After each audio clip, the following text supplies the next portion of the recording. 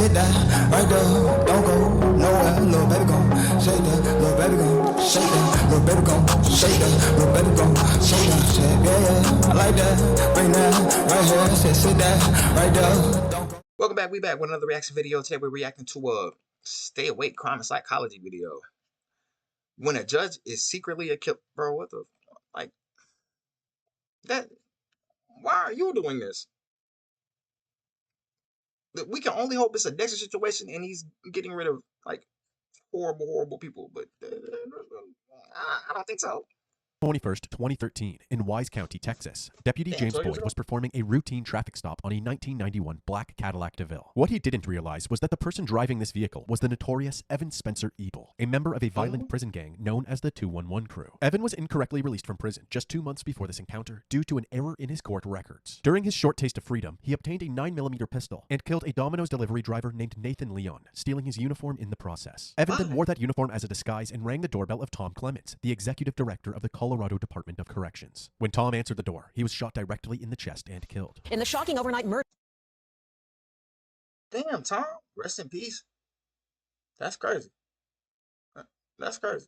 Of the head of Colorado's prison system. Tom Clements was gunned down as he answered the front door of his Monument home last night. Air Tracker 7 was over the home this morning. Investigators are searching the area for clues, and they are talking to neighbors. 2 days after this shooting brings us right back to this traffic stop on March 21st, and it seems that Evil Ebel would rather continue his murder spree than go back to prison. In this exact moment, Deputy Boyd was shot 3 times. God damn it.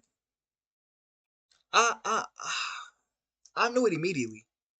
Like, brother, oh God, this is horrible. Twice in the chest and once in the head. Unfortunately, due to YouTube's sensitive graphic violence guidelines, we are unable to show this shooting on screen. However, Deputy Boyd recovered from his injuries and later described the experience. I remember seeing the gun shoot off a number amount of times, God and I was could with see the you. cartridges fly out. At which point I blacked out. I had no clue whether I was standing, sitting, laying, whatever. While squirming on the ground in shock and agony, Deputy Boyd is spotted by a random civilian who pulls over to help. Backup is called in, and while Deputy Boyd gets some much-needed medical attention, numerous officers from several jurisdictions are quickly in hot pursuit of the shooter. The chase reaches speeds of over 100 miles per hour, and more shots are fired at law enforcement, all while weaving in and out of traffic. At one point, Evan blows a tire and smoke billows out from his vehicle, hindering the police cruiser's field of view, but the officer remains calm and stays right on Evan's tail. Eventually, Evan exits the highway, and the chase continues through the streets of Wise County. Then, out of nowhere, an 18-wheeler slams into Evan. His car is totaled, but the action isn't over yet. Evan immediately exits the vehicle and fires a barrage of bullets at the officers. The officers fire back, hitting Evan multiple times. Evan Ebel was killed instantly. Several significant pieces of evidence were found in Evan's Cadillac, including Nathan's Domino's uniform, directions to Tom Clements' house, a manifesto outlining his grievances with the prison system, and a hit list of other prison officials. This was an immediate red flag for authorities, as just 7 weeks earlier, another shooting took place with striking similarities. On January 31st, 2013, just 3 days after Evan Ebel was released from prison, a DA in Kaufman County was shot just outside of the courthouse. Kaufman County 911. Yes, sir. We've got a gentleman on Grove Street and Madison that just got shot. Officer Jason Statsny was the first to arrive at the scene. He immediately began CPR. You got a shot in his face. There you go. There you go, buddy. Keep breathing for me. 5 minutes later, an ambulance arrived and an EMT took over. Anybody know anything about it? He's one of the DA prosecutors. The victim was 57-year-old Mark Hassey, the chief assistant DA for Kaufman County. The scene was quickly secured, and Mark was loaded into the ambulance. Soon after being transported to the hospital, he tragically passed away. With the shooter at large, the courthouse was shut down for the day, and police began to canvass the area. Witnesses stated that the shooter was wearing all black with a covered face, and that they fled the scene by hopping into the passenger seat of a getaway car, a silver or light-colored four-door sedan. Another witness claimed to have heard Mark's final words, "No, I'm sorry," right before he was shot. Investigators had a feeling that one of the criminals Mark prosecuted sought revenge through a targeted killing, and Mark's final words only supported this theory. While they worked to verify this hunch, District Attorney Mike McClelland made a public statement where he addressed the shooter directly. My name's Mike McClelland. I'm the criminal district attorney for Kaufman County. We lost a really, really good man. I hope that the people that did this are watching, because we're very confident that we're going to find you. We're going to pull you out of whatever hole you're in, and we're going to bring you back and let the people of Kaufman County prosecute you to the fullest extent of the law. 2 months later, when Evan Ebel's murder spree ended with his death, Mike and Kaufman authorities wondered if they could link Evan's 211 Crew affiliation and hit list to Mark's murder as well. Unfortunately, Mike wouldn't live long enough to find out, as he became the next victim. What the fuck is going on? What is going on? Brother, they're just dropping like flies. How are y'all getting? Brother, y'all are being targeted. Y'all don't want, not security, but you can't call police to pull up. We need a security detail. I don't know. Where y'all at? You ain't got no chop. What is going on? District Attorney Mike McClellan and his wife Cynthia have been found shot to death. It is the second shooting of a prosecutor in the small Texas town this year, coming just Texas, 2 months y'all ain't after got Assistant Blick. District Attorney Mark Hasse was shot dead outside the local courthouse on his way to work. On March 30th, 2013, friends and family were unable to get in touch with District Attorney Mike McClelland and his wife Cynthia. When they went to check on them, the door was unlocked. Inside, they immediately noticed shell casings at their feet. They feared the worst, and after moving toward the living room, Cynthia was found lying motionless in a pool of blood. Further into the house, they discovered Mike's body as well, riddled with bullets. The McClellans had been brutally murdered. Authorities rushed to the scene and spent the night processing it. It was discovered that the McClellans had a home security system that kept track of any movement detected in the house. All movement stopped by 6:42 a.m. that morning, indicating that the shooting must have taken place around this time. News quickly spread of the McClelland murders, and while hundreds of investigators got to work, a multitude of tips poured in from the public. But one of these tips was much different than the others. It came in on the night of Easter Sunday, and it simply read, "Do we have your full attention now? Only a response from Judge Bruce Woods will be answered. You have 48 hours. Law enforcement decided to respond. You have our attention. How can the county judge contact you? Since the Crime Stoppers program protects the anonymity of those sending tips, law enforcement had no choice but to await a response from this mysterious tipster. 12 hours later, that response came. It started with, Your act of good faith will result in no other attacks this weekend. This mysterious person went on to prove that they were in fact the killer by stating the kind of ammunition used to murder Mike Hasse, something only law enforcement and the killer would know. Then, the killer had a very specific demand. Judge Woods must offer a resignation of one of the 4 main judges in Kaufman. My superiors will see this as a first step, ending our action. Do not report any details of this arrangement. You have until Friday at 4 p.m. We are not unreasonable, but we will not be stopped. Law enforcement then responded yet again. We are working on your demands. A lot has been put out to the media. Can you give us additional details that are specific to this case and not known by the press? Unfortunately, the conversation ended there, leaving law enforcement wondering if these were threats coming from Evan Ebel's fellow gang members. Ebel was a member of the white supremacist prison gang called the 211 Crew.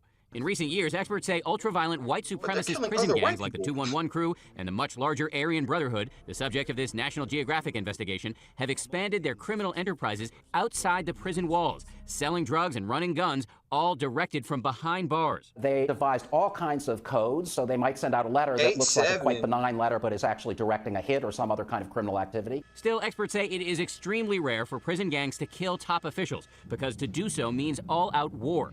Tonight, war may well be what the 211 Crew has on its hands. With the possibility of more organized gang violence on the way, detectives were in overdrive, searching for anything or anyone to help identify Mike and Cynthia's shooter. While reviewing surveillance footage from businesses around the McClelland household, a white Ford Crown Victoria can be seen speeding through the streets. Meanwhile, another team of investigators were taking a look through the past cases involving both Mike McClelland and Mark Hasse. From these case files, a new suspect emerged, former Justice of the Peace and Mensa member, Eric Williams. In 2011, Eric was arrested and charged with felony theft. This Mensa-certified genius seemed to have forgotten that there were cameras in the courthouse when he stole 3 computers. Following his arrest, he was brought to the interrogation room for questioning. Okay, before we get started, you're an attorney, you're a judge, so you know this. What does that mean? Okay. I know you gotta read. It's been an ongoing kind of thing where I tell IT people that I need to keep improving things. I understand, but you hadn't put any kind of written request, nothing like that's been documented on. Okay. I don't think that you actually believe, I mean, you're an educated person, I see your class ring when you're here, that you can just walk into a ID department and say, I need a monitor, I'm taking that one. I mean, there's places that do that. Places being here in Kaufman County or?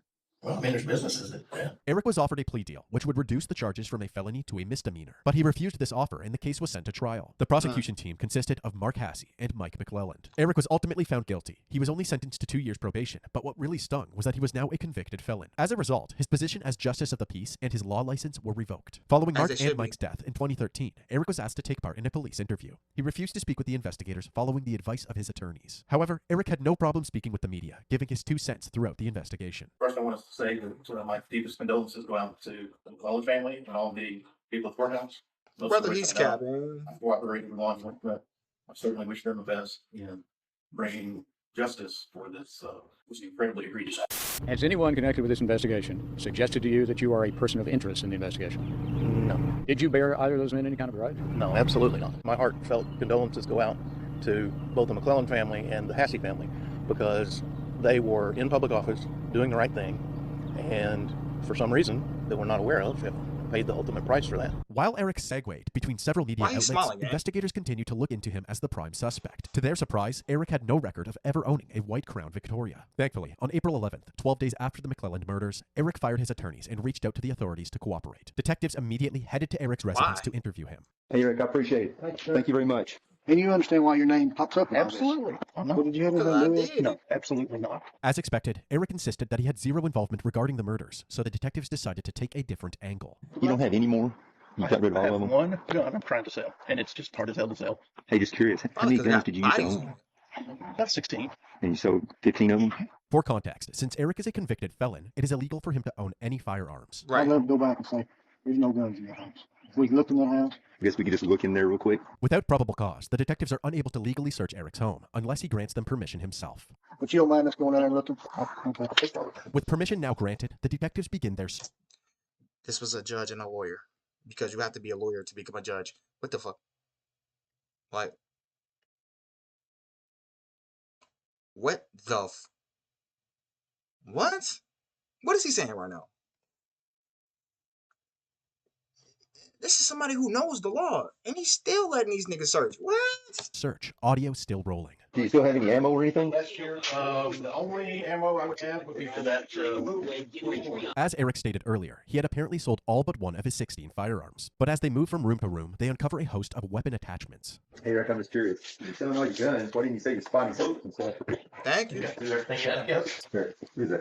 Why would they not just go the with taser they just discovered is actually a thermal sensor, otherwise known as a heat seeker, which can be used for night vision. Since the McClellans were believed to have been killed before sunrise, the detectives used this, along with the suspicious amount of firearm attachments, as probable cause for a proper search warrant. The next day, on April 12th, 2013, the search is in full swing, with Kaufman County investigators and the FBI working together. During this search, they find even more than they were hoping for. In a filing cabinet in the garage, they found the vehicle registration for a white Ford Crown Victoria. They also found a scrap piece of paper. Written on it was an anonymous tip website and a password. When the police gained access to this account, they confirmed that Eric was the one taunting and extorting law enforcement. We are not unreasonable, but we will not be stopped. Authorities have arrested 46-year-old Eric Williams.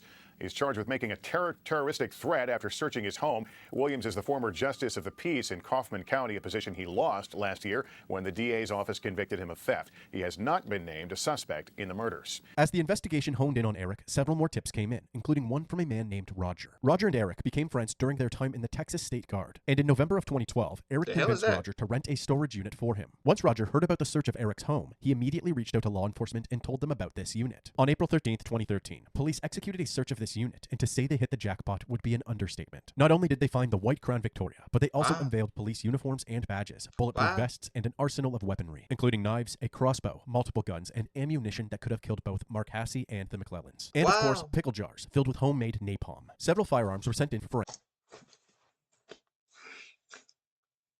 This man got fired and then said, "Uff it, let's make a terrorist bunker." What the fuck? Why do you have all this, sir? This is concerning. Brother, he made homemade napalms. He needs super life. He needs uber life.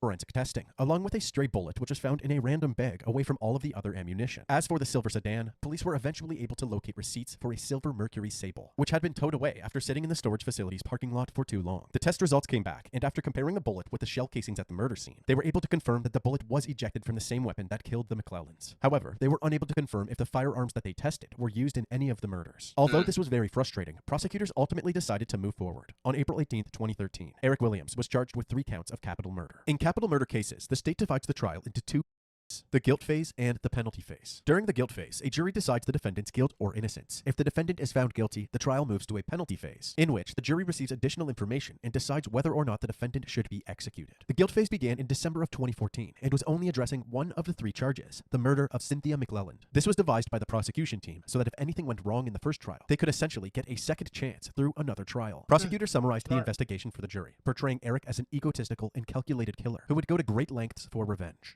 This is my chance to tell you the story of the murders of Mike and Cynthia McClelland. He sent an email into law enforcement claiming credit for the murders, thinking law enforcement would never figure it out. Well, he was wrong. They also used the storage facility's surveillance footage to establish a timeline of the crime. At about 6 a.m., the Crown Victoria can be seen entering the parking lot, then leaving 12 minutes later at around 6:12 a.m. Then, after killing the McClellans at around 6:42 a.m., the vehicle heads back to the storage unit, arriving at 7 a.m. 17 minutes later, a black SUV can be seen leaving the area. The defense, on the other hand, focused on the weak points in the prosecution's case. Eric Williams did not commit these murders. There is no known murder weapon in this case. There's no one who can place Eric Williams in that scene at the McClellan home. No one. The prosecution called an onslaught of witnesses, meticulously breaking down each and every piece of evidence and testimony. As for the defense, they called no witnesses during the guilt phase of the trial. They simply believed that it was unnecessary since the state failed to prove Eric's guilt beyond a reasonable doubt. Right. However, the final say would go to the jury, and after 90 minutes of deliberation, a verdict was reached. We, the jury, unanimously find the defendant, Eric Lyle Williams, guilty of capital murder as charged in the indictment. Eric Williams was found guilty for the murder of Cynthia McClelland. It was now time for the penalty phase, where the jury decides whether or not Eric will receive the death penalty. Brother, they're getting fired. Nigga, I would have fired the snot of my defense team. You ain't call no witnesses. What? The burden of proof is on the DA face ass. Will you look guilty? Perhaps the most compelling moment of the trial is what happened next. This is Kim Williams, Eric's wife and alleged getaway driver. Back in 2013, Kim was arrested at the same time as Eric, and detectives spoke with her for hours in the interrogation room. Although she was first defensive about her husband, she slowly let her guard down and eventually told the detectives what really happened. They convinced her to take a plea deal. Since she was protected by spousal immunity, she was not forced to testify against Eric. However, as part of her deal, they asked that she provide testimony during the penalty phase of the trial. She agreed. It was a cold day, and there was excitement in the air. He came up with a plan to dress like law enforcement. He was modeling it for me. Described to the members of the jury what he was modeling. Damn, your girl for got you her the night teeth before. beat in. I want to say he looked like he was in the Army or SWAT. He had a bulletproof vest that had sheriff on the front. That more than likely Mrs. McClellan was going to answer the door and he was going to introduce himself as a policeman. You may be wondering why Cynthia had to die if Mike was the target. Kim explained Eric's simple reasoning to the court. She would be there as a witness. Witness. And he described it as collateral damage. What did he tell you about how Cynthia McClellan died? He told me that he had to shoot her an extra time because she was still moaning. That night, Kim and Eric celebrated the double murder by having a feast. We had steaks on the grill and Eric cooked those. At your parents' house? At my parents' house. Y'all celebrating with steaks? That's correct. During the guilt phase of the trial, the prosecution team was not allowed to bring up the details of the Mark Hasse case, so they used this opportunity to bring the jury up to speed. Did you agree to drive? Yes, I did. You knew what was going to happen. Yes, I did. Why did you agree to drive to the murder of Mark Hasse? I was so drugged up and I so believed in Eric and everything that he told me. His anger was my anger. Kim went on to recount the moments following Mark's shooting. As you're driving away from the scene, Your rage, my rage too. What is his mood like? Happy. What is your mood like? Happy. She also recalled driving to a bridge one night with Eric, where he threw a bag into the lake. What are those drugs You know what was in the bag? I knew that it was guns.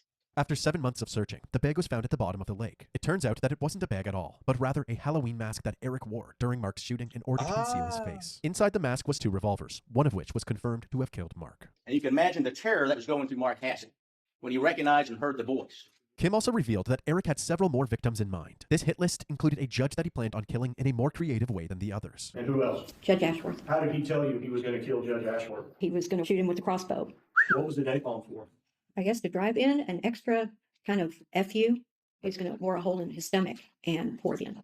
The defense tried to combat this disturbing testimony with a small army of character witnesses. No matter how hard the defense worked, Eric's fate was ultimately left to the jury, and on December 17, 2014, Eric Williams was sentenced to death by lethal injection. He was ordered by this court to carry out the sentence of death. As of November 2024, Eric is still on death row and is appealing his conviction. Kim Williams pled guilty to... I told you. And that's the thing. That's my only thing about, like, when people say, oh, we don't want to search for the death penalty because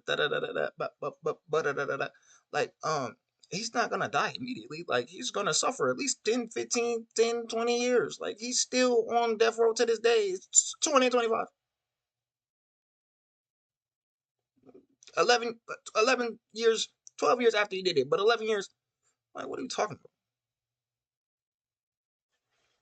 about? But, let's go ahead and finish this out. Needs to be capping. To the murder of Mark Hasse, and was sentenced to 40 years in prison. Deservedly so. No, this case was insane, especially in the beginning, because I'm like, damn, people just dropping left and right. Like, he orchestrated some mafioso movie types brother, you basically put hits on multiple people, like not government officials, but I mean, kind of government, city officials at least, county officials. Like, brother, what are you doing? And you had a plan, another plan to do some saw types to the Judge Ashworth. What if? I get he was mad. I completely understand that, but you should be mad at yourself. I mean, you did it to yourself. Why were you stealing computers from the IT department? And then if you're gonna steal the computers from the IT department, at bare minimum, make sure they don't have cameras in the department. I don't know.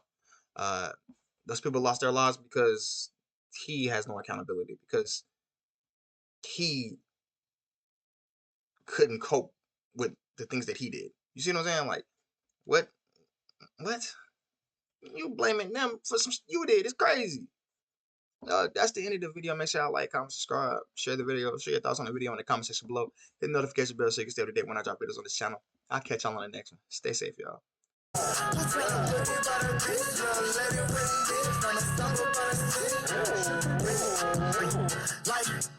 Would you take this dance from? But baby, you got your man to say. You ever stumble by the center?